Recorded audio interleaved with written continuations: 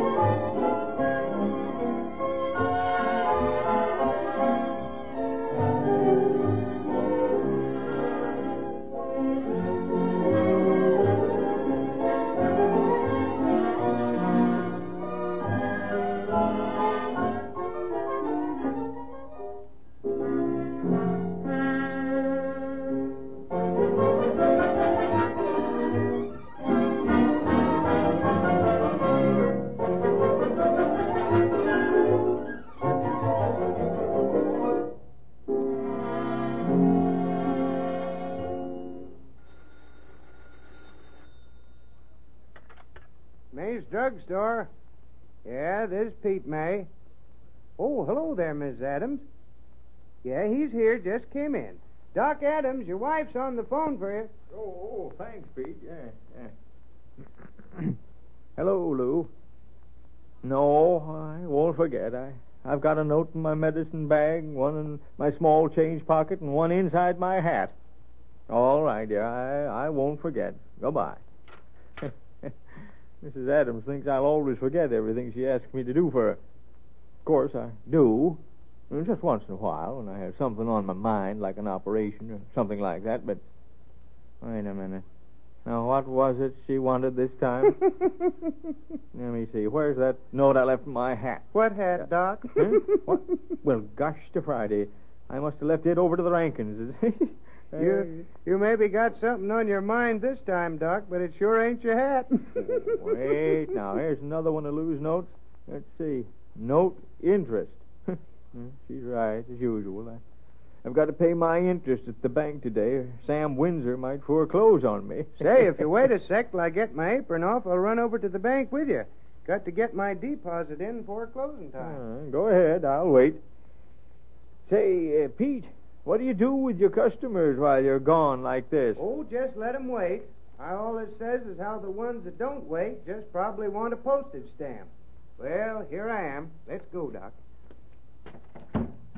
Wait till I lock her up tight as a drum. Okay, I'm ready. You know, Pete, well... Oh, well, it isn't any of my business. What's sticking in your craw, Doc? Well, it just appears to me that you'd be giving the folks of Cedarton a lot better service if you had some bright youngster to help you at the soda fountain and make your deliveries for you and sort of help out all around. Oh, well, I suppose I would, but dang it, I tried a couple of years ago, and every one of them that applied had some sort of highfalutin idea about how much it was worth or getting off Saturday afternoons or something. I don't know what's got into the younger generation. Oh, gosh to Friday, Pete, there's nothing the matter with the younger generation. That just goes to show that you're getting on in years when you talk like that. Well, I don't know, but it sure seems like to me that there's a lot more wrongdoing by young folks nowadays than there was when I was a shaver. Well, maybe there is, but that's your fault. Huh? My fault? And mine. If there's anything wrong with the world these young folks were born into, it's you and me that made it that way, not the young folks. Yeah, well, here we are at the bank. All right, Pete. We'll talk about that subject some more sometime. Oh, sure, Doc. Sure thing you know. Well, so long.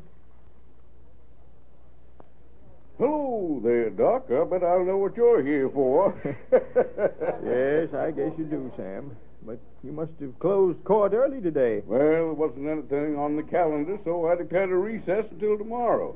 Come on over to my desk, and I'll make you out a receipt. There must be strangers in Cedarton. Why? Nobody but you owns an automobile that'll go that fast, Sam. Doc, you're All right, don't nobody move. Great Godfrey Bandit. I'm in transition to get busy. But if you stay right where you are, nobody will get hurt. What can I do? All right, What can I boys, do? I'd say if you try to do anything, Sam, you won't be opening any more courts. You over there, pipe down. I don't want no more. Buster, who did that? Come on, boys, make it snappy. We gotta get out of here. Don't get excited.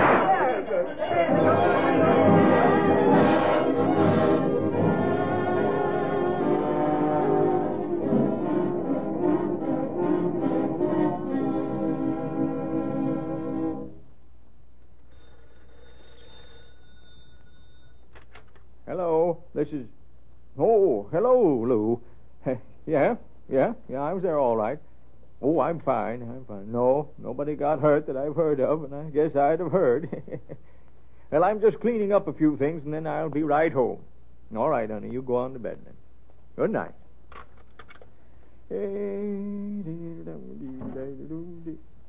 Oh, hello there. Something I can do for you? Yeah.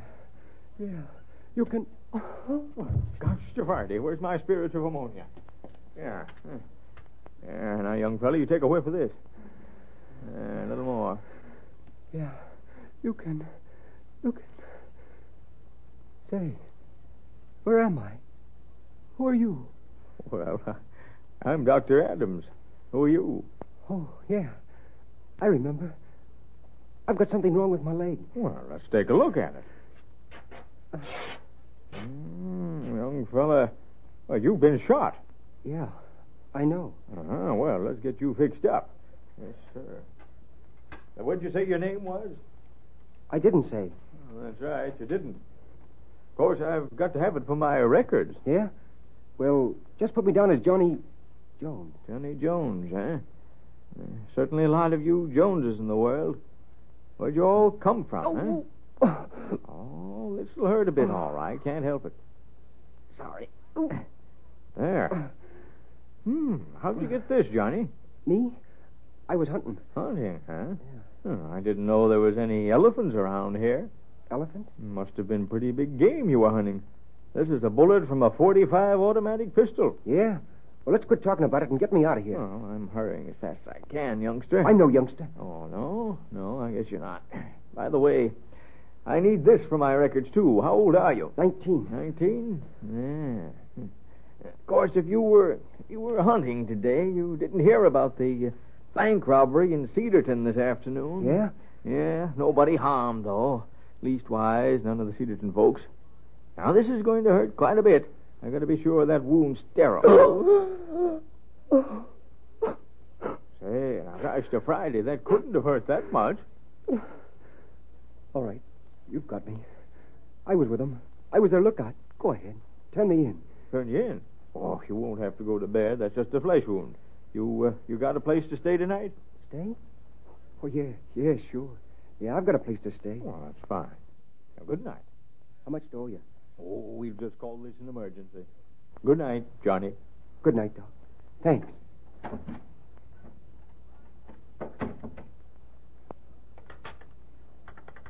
Hello. Say, connect me with Bill Benson down to the police, will you? Thanks, yeah. Yeah, right away. Hello, Chief. This is Dr. Adams. Yeah, say, Chief, I think maybe if you get out on Maple Street right now, you'll pick up a young fella that might know something about that holdup this afternoon.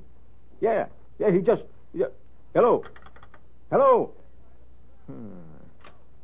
Gosh, to Friday. I hope I'm doing right.